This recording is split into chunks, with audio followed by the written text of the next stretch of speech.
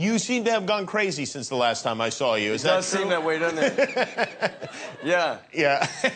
Yeah, I guess I have. Let me ask a question specifically about one incident because I'm fascinated. Okay. You were arrested at the musical Cabaret.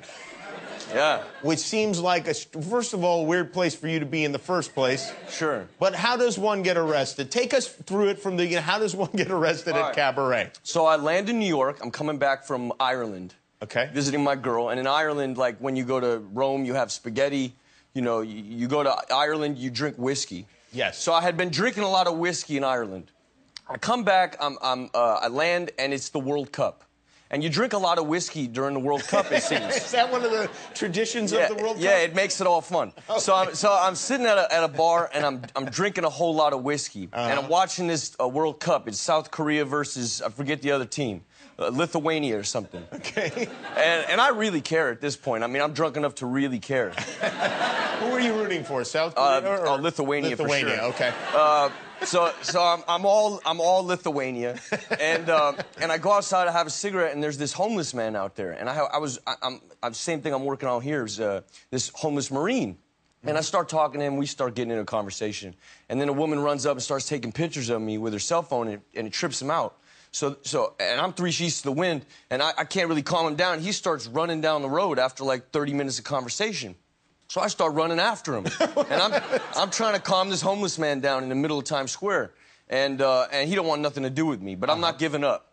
So I chase him for a while. I'm trying to calm down. Hey, it's me. We were just talking. Relax. And he's gone. So I turn around, I start walking back to the bar to pay my bill, and I see this dude who comes up, and I don't know this guy, but he comes up to me. He says, "Hey, Shia, hey man, I'm a big fan." I said, "Thank you." You know, he says, "Hey, what are you doing tonight?" And I was like, "Well, I'm looking to turn it up a bit, you know. I'm trying to have a good night here. I just got in New York, you know. I'm trying to have a good time. I'm really done with this Lithuania thing. What's going on?" And he says, "Well, why don't you come to my show? You know, I'm a dancer in this cabaret show." And I said, "Cabaret? Pfft, yeah, cabaret. Cabaret is exactly what I'm gonna do. Cabaret." So he gives me a ticket. I go up to the thing, and the cabaret is maybe a block away from my bar. So I go pay my Lithuania bill. I get outside. I'm walking towards the thing, and it's starting now. The drunk is really starting to kick in. I'm really good and drunk at this point. I make it into the theater, and thank goodness. And I know. If you hadn't, we wouldn't have this story. Here you go.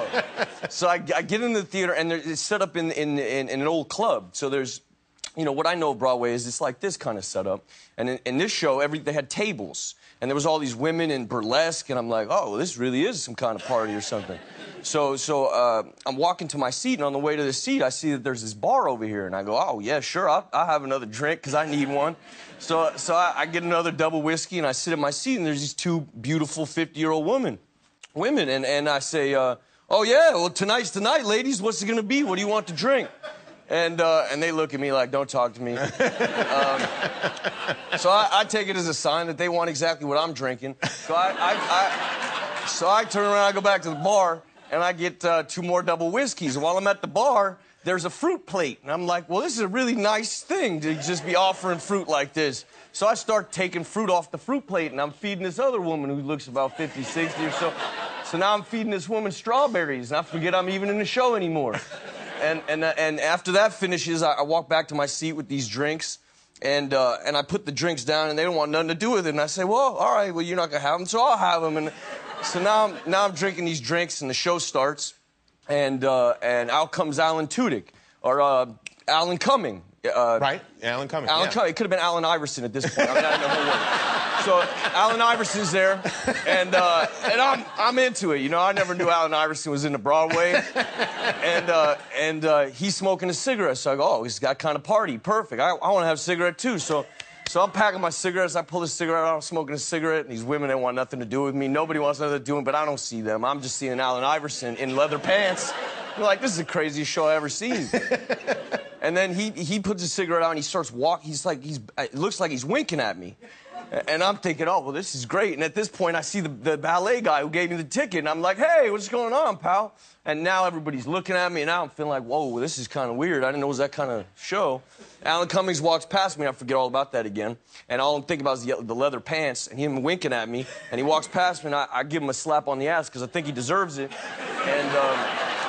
And he's seducing me. I mean, he's the sexiest man I've ever seen. I'm thinking, you know, and I don't just slap and slap, but I slapped and grabbed him. Like I grabbed the whole cheek because I wanted the party right here in my pants. I just wanted to grab the whole party. And so he finds a way to wiggle out of my Hercules grip. And I'm a little disappointed about it, so I think it's time to have another cigarette. So I start having a cigarette, and the security guard comes up and says, can you put the cigarette out? No problem. Anyway, we get to intermission, and a person tells me there's another party outside. And I'm thinking, oh, well, okay. And I see 6 cops having their own party. Anyways, they wind up taking me to the station. Oh, man. Right along, or? No, yeah. It was come to the station. Yeah, right. And so I get to the station, and I quickly realize, I'm not supposed to be here, you know. I'm not made for this setup. You know, I get in there and this dude says, oh, Whitey's here. It's time for snitching. And I'm thinking, oh, boy. Oh, man. So my possum is like, you got to do something, man. You got to do something. You're going to die in here. So I turn into Tupac. And now I'm ripping my shirt off and I'm doing push-ups like, you know, don't mess with me, dog. I'm crazy, you know what I'm saying? And the guy's like, what are you in here for? I'm like, cabaret. Cabaret, homie.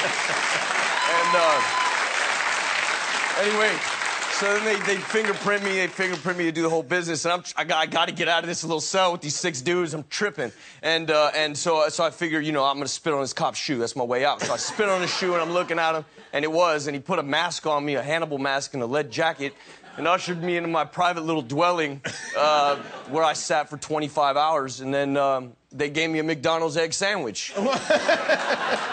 Yeah, and that's the story. And oh, wow, what a night! Yeah, what a night, man. And I'm hoping that maybe you've calmed that you're dialing it back a little bit. Yeah. I'm gonna stay away from Broadway for a little bit.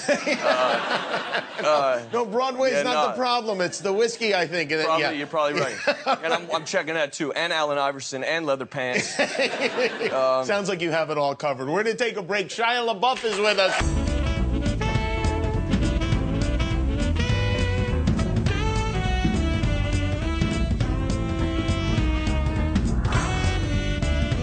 Hi, I'm Jimmy Kimmel. Did you know there are things other than pornography on the internet? Watch them on the Jimmy Kimmel Live YouTube channel, which, much like your own body, I encourage you to explore.